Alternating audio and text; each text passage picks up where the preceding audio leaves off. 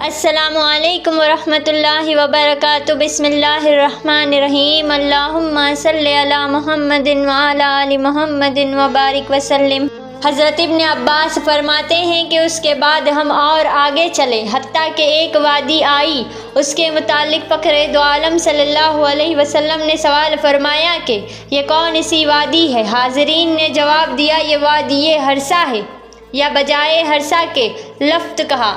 حضور صلی اللہ علیہ وسلم نے فرمایا کہ گویا یونس علیہ السلام کو دیکھ رہا ہوں کہ سرخ اونٹنی پر سوار ہیں، ان کے جسم پر اون کا جبہ ہے اور ان کی اونٹنی کی لگام درخت کی چھال کی ہے، تلبیہ پڑھتے ہوئے اس وادی سے گزر رہے ہیں۔ اس حدیث مبارک سے ثابت ہوا کہ حضرت صلی اللہ علیہ وسلم نے حضرت موسیٰ اور حضرت یونس علیہ السلام کو باحیات بیداری میں تلبیہ پڑھتے ہوئے دیکھا۔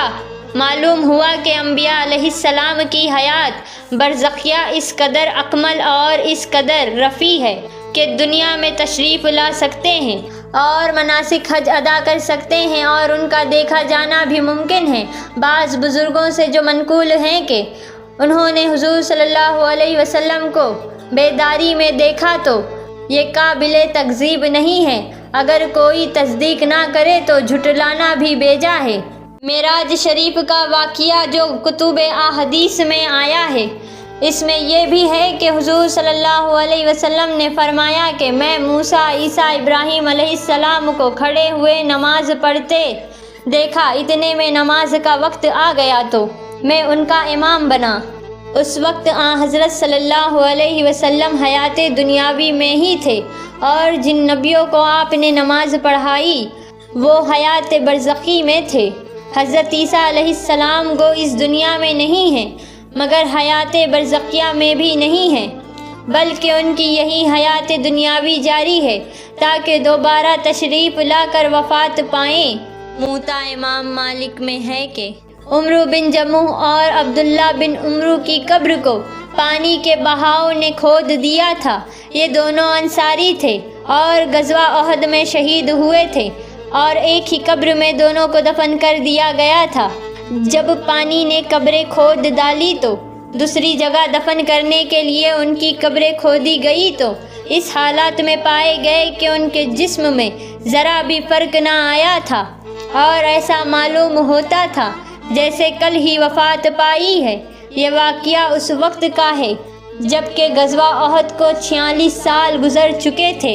امیر معاویہ نے اپنے زمانہ امارت میں مدینہ طیبہ میں نہر نکالنے کا ارادہ کیا تو اس کی گزرگاہ میں احد کا قبرستان پڑ گیا تو اعلان کیا کہ اپنے اپنے عزیزوں کی نعشیں یہاں سے اٹھا کر منتقل کر لیں۔ جب اس گزرگاہ سے نعشیں نکالی گئی تو بالکل اپنی حالت پر تر و تازہ معلوم ہوتی تھی۔ اسی وقت یہ واقعہ بھی پیش آیا کہ خدائی کرتے ہوئے حضرت حمزہ رضی اللہ عنہ کے قدم مبارک میں کدال لگ گیا تو اسی وقت خون جاری ہو گیا۔ یہ واقعہ غزوہ احد سے 50 سال بعد کا ہے۔ شہداء احد کے علاوہ اور بھی بعض اکابر امت کے متعلق تاریخ کی کتابوں سے یہ بھی ثابت ہے کہ دفن کرنے کے بعد جب برسہ برس کے بعد دیکھے گئے تو ان کے جسموں میں کوئی تبدیلی نہ ہوئی۔ حضرات انبیاء اکرام علیہ السلام کے متعلق تو حدیث شریف میں قطعی فیصلہ ہے کہ ان کے جسموں کو زمین گلا نہیں سکتی ہے، لیکن کسی غیر نبی کو بھی اللہ رب العزت یہ شرف بخشے تو اس کی رحمت اور قدرت سے کچھ بعید نہیں ہے۔